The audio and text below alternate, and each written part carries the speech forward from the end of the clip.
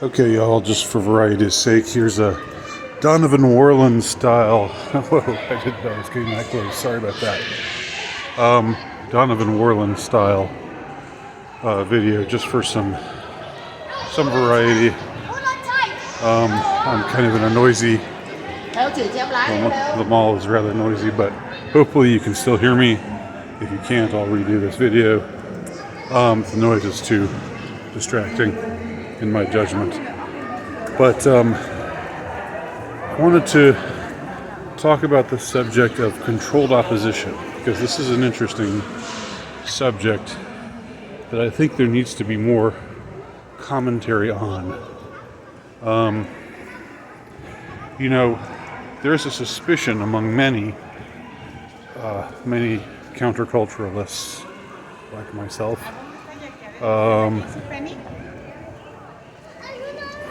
There's a tendency to suspect that anyone who is powerful and influential and who opposes the woke establishment in a conspicuous way, that person is actually controlled opposition and shouldn't be trusted.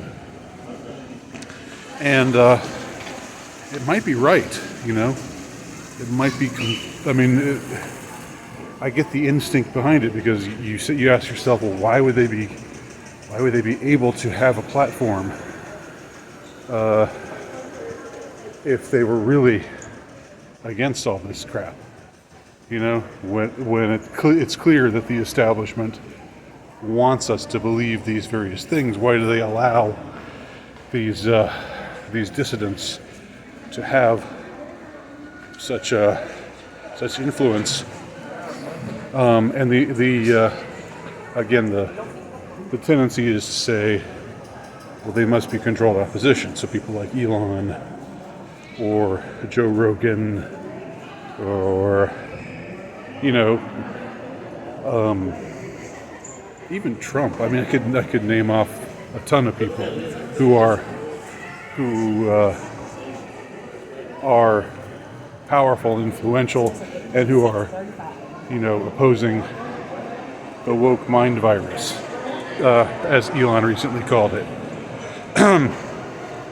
So the thing is, we can't know for sure. I think it's a solid instinct. I think it's if one is inclined to say, that person seems like he's probably controlled opposition, because otherwise, why are they letting him say this stuff? There's a solidity to the instinct there. We don't know for sure, though. It could be that there are factions within the establishment who are actually against all this woke shit, and not just superficially against it, not just against it, for controlled opposition purposes, but who actually are opposed to it and want to see voices raised against it. Which is to say, there could be white hats, even though it's hard to fathom that, because the establishment, the corporate, governmental, medical, what have you, establishment sometimes seems so uniformly, evil. And really does seem like a monolith. Maybe it's not as much of a monolith as we think. I'm not saying I believe this. I'm not promoting that perspective. But I'm also not casting aspersions on that perspective. I think that's possible. Or it could be possible that everyone who's powerful and influential and who's anti-woke are just controlled opposition. Or it could be both. Both could be true. There could be some who are sincere, and there could be some others who are just there to be controlled to help get control of the opposition, to play the role of controlled opposition, essentially. But regardless, I think there should be a way. Here's my assertion, because we can't know for sure. We can't. I mean, even with Elon, I know there are things like the Neuralink stuff that doesn't sit well with me at all. Trump promoted, or it was rumored that he was promoting Operation Warp Speed. He was going to promote that to get everybody bodged back in 2020, and other things that sort of indicate, or that would indicate suspicion of these kinds of people. I think there should be a way, and plenty of other cases like that. I think there should be a way where we appreciate people, and treasure people, even if there are, problems with them, or even if we suspect them. I think there should be a way to amplify their voices shamelessly, or without shame, without feeling shame about it. So Jordan Peterson is a Zionist. That doesn't make the rest of what he has to say, the good things that he has to say, any less valuable. And that applies to plenty of other people as well. Now there's also, this is sort of a niche thing, but I also want to address it. There are people within the anti-woke movement, let's just say, there are people on the dissident right who have a lot of sympathy for a certain regime. Need I say more? A certain regime that was around in the 30s and 40s. I'm not one such person, but there are people like that out there, and I don't agree with such people, but I also don't, immediately react with, oh, get out of my, I don't immediately think that such people are awful people necessarily. Even though, as I said, I think I've made my thoughts on that ideology quite clear. I mean, I think you have to have a big tent to oppose some huge juggernaut.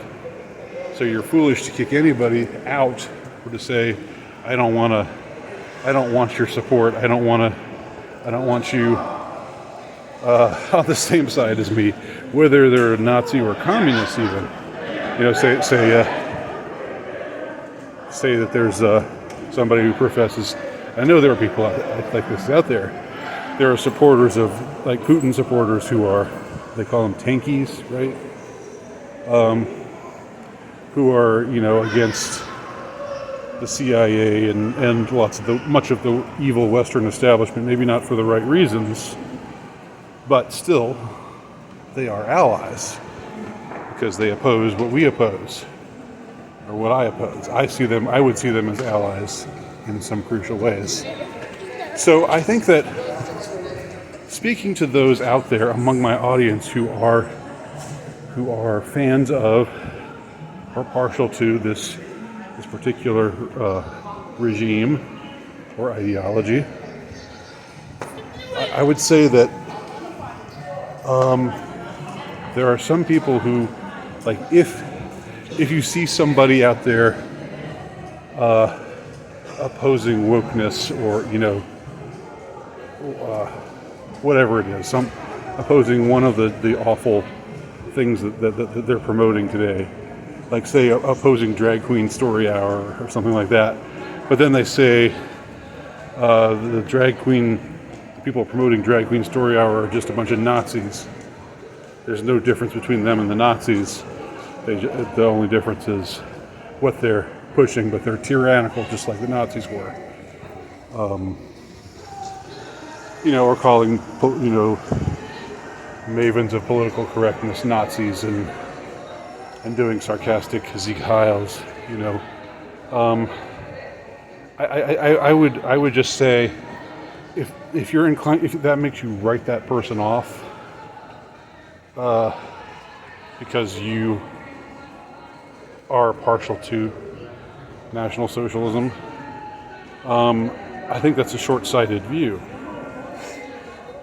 And I say that as someone,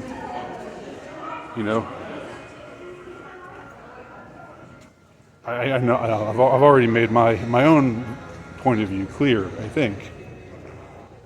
But I think it's important to keep things in perspective. So I've actually seen people who spoke out against masks and spoke out against the Baj and called the Baj mandate people Nazis. It's like, oh, now I can't like him anymore because he said they were Nazis. So that shows that he's just ignorant. He's not really on my side. Try to take a wider view of things. I mean, I think it's important.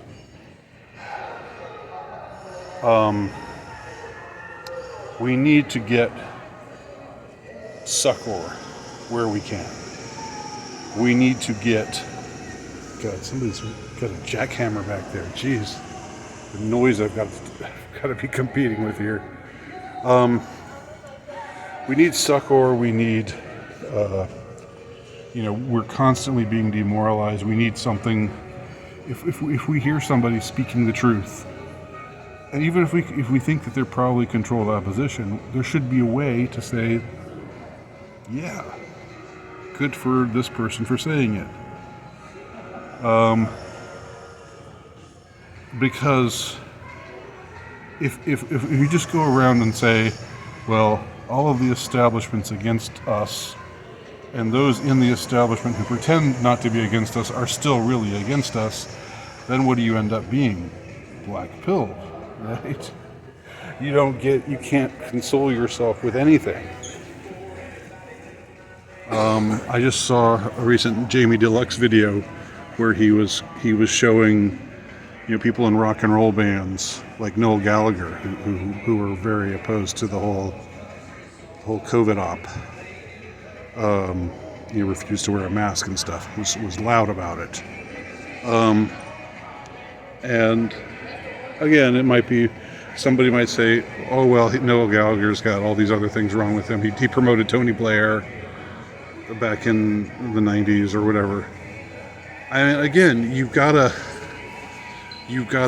take you've got to take the good things and isolate them. If somebody is publicly speaking out against all the awful stuff that is being relentlessly shoved down our gullet, that is a good thing, right?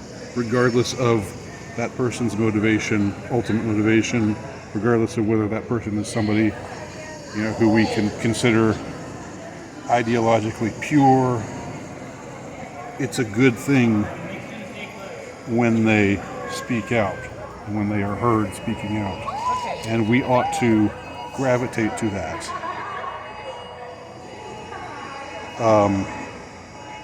So that's my message. Let me know what you think. Leave your comments below. Thank you for watching.